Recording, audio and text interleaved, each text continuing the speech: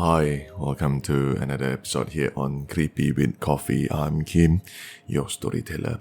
Well, tonight's story, it is actually quite random story that I picked, but somehow it appeared to be another Saka story. But I have something to say about this particular story, which will happen at the end of the story. So if you're curious to know about it, listen until the very end. Like usual, if you have yet to do so, please help me subscribe, like, and share the content out. And if you have done so, thank you so much. And now, let's get into the story. This is Creepy with Coffee. This happened while I was renting an apartment in another state. At the time, I was sharing the place with 4 other housemates. The apartment had 3 rooms. I stayed alone in a small one, while the others shared 2 to a room. It was on the 8th floor of a plaza-style building with 9 floors and an elevator. 3 of us, including myself, we were working at a nearby supermarket, while the other 2 kakak or older sisters among us worked for the government. So every weekend, those 2 kakak will head back to their hometowns or balik kampung, leaving just the 3 of us behind. It was a typical weekend night. We got home from work around 10 p.m. because usually supermarket close at 10 p.m. And that supermarket was just 5 minutes walk away from where we stay. Instead of showering, you know how normally we were coming back from home. We would lounge in front of the TV, playing with our phone, and the usual routine. That night, only Shah and I were at home. Our other housemate, remember, there were 3 of them. Another housemate, Aline, had gone out for supper with her friends. Out of nowhere, I felt the urge to clean the kitchen, washing every plate and utensils piled up in the sink. Shah was beside me, cooking instant noodle. Typical of a single working girls, when you're hungry late at night, and at this kind of time, usually, Maggie is always the companion. Oh, and another thing that I forgot to mention, our front door had an old metal grill. So whenever someone opened it, it always make a loud creaking sound, something that sound like this. While chatting with Shah, I suddenly heard someone giving salam at the door. It was Aline's voice. Assalamualaikum. Assalamualaikum. I mean, without thinking, I said, Shah, Aline's back. Go open the door. But Shah looked frightened and she whispered, I don't want, Kak. Takut. I'm scared. That was strange. She was never the timid type. I thought to myself, what's with her tonight? Did she and Aline fought or something? Then I heard it again, the same familiar voice, Aline's, giving salam and shaking the door grill. I told Shah again, more firmly this time, Shah, go open the door, look, she's even shaking the gate already. Shah just shook her head. Scared face. No, Kak, I'm scared. If you dare to, you go open lah. At that point, I was both confused and a little bit annoyed. What's wrong with this girl, I thought. But weirdly enough, even though I heard Aline gave out salam, right? I couldn't bring myself to answer the salam. It was as if my voice was caught in my throat. Fine, I said, let's go check it out together. Shah followed me from behind, mumbling that I was scared too. I ignored her and walked towards the door. It didn't even cross my mind that actually all of us had our own set of keys. Shah had one, I had one, Aline had one.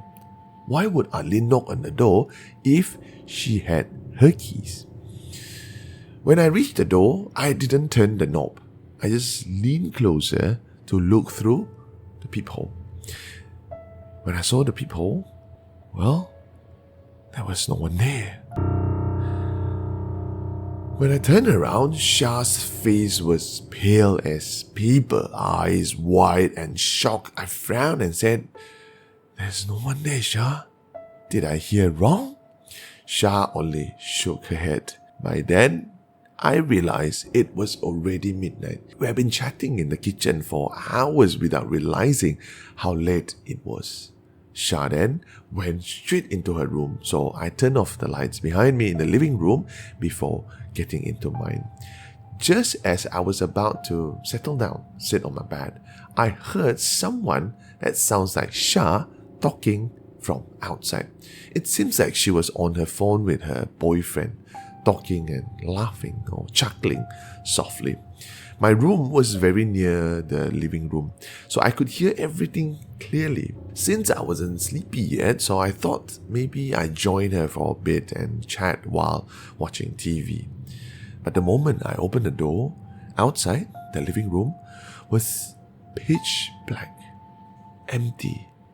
There was no one outside. I froze. Who was the one outside? Then I went to Shah's room. I opened her room. When I opened her room, same. It was pitch dark and I saw she is already asleep. I brushed it off and went back to my room, trying to ignore the goosebumps rolling up my arms. As I lay down, I heard it again. Shah talking outside in the living room. Exactly what I heard moments ago. Now feeling a little bit scared, I didn't think much about it, covered myself with a blanket and went off to sleep. The next day at work, I confronted Shah about last night. That's when she finally confessed. She already knew what was going on, but was too afraid to tell me. Apparently, she had a friend named Ina. Ina was supposed to come over to spend the night with Shah. Why? Is because Ina had a big fight with the family. But the thing about Ina is, Ina had a guardian spirit, or Saka, a protector. And before Ina come to the house, the guardian or the Saka came first. The guardian wanted to come in, so the guardian actually took form of Arlene's voice and appeared at the front door. I went cold all over. She apologized repeatedly, saying she didn't know how to tell me without me scolding her. Well, I scolded her there and then, not because I didn't believe her, but because if, let's say, I actually opened the door, what would happen to all of us? Then I asked her about the voice. I heard her voice talking on the phone in the living room. She then looked confused and said, "After whatever happened, when I went straight into my room, I sleep immediately, ka?"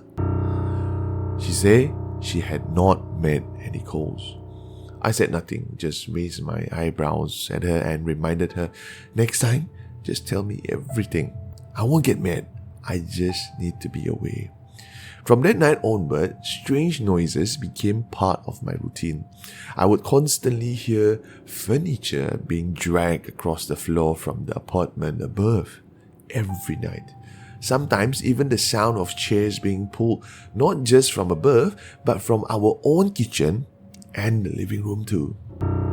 It got so bad, sometimes I couldn't sleep until dawn. And one night, while laying in bed with the lights off, while I was scrolling on my phone, I suddenly heard something. This is what she heard.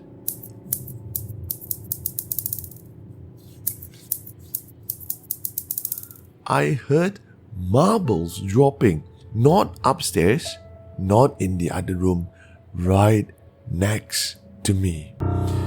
Every hair of my body stood up. I pulled the blanket over my head, turning my face to the wall, and I couldn't shake off the feeling that I wasn't alone in the room. I stayed frozen until sunrise, too terrified to even move. After that, whenever I was alone in the apartment, I could always feel a presence. I tried to ignore it, convincing myself it was all in my head. Sometimes I had to sleep alone when everyone else went back to their kampong or their hometowns, and the disturbances got worse. Eventually, I got a new job and moved out. Till today, I don't know what happened to the apartment that all these disturbances happened. Is it something that stayed in the apartment? Or is it actually the guardian that came before Ina to visit us and actually never left? That's all the story for today. My take on the story is, well, sometimes it's weird of how Saka operates.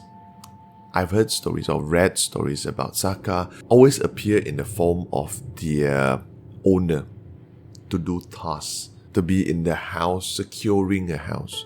Because back in ancient times, people actually kept Saka or guardians to actually guard their farm. So like let's say if they have a fruit farm, when people or thieves wanted to steal stuff from their farm, when they go to the farm, sometimes they will see the owner lingering around. Sometimes they will see something that is just, the creature itself hovering or wandering in the farm, chasing the thieves away. But this is something that is not common, whereby the owner actually sent the guardian or the Saka to visit a house that she is supposed to spend the night with. You are already asking a favor from a person by wanting to spend the night at that person's house. But yet before that, you send something to kind of like visit them.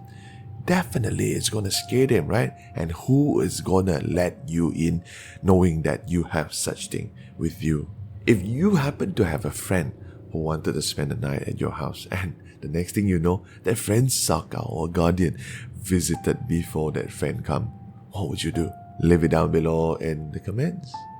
Until the next episode, thank you very much for watching. For now, good night.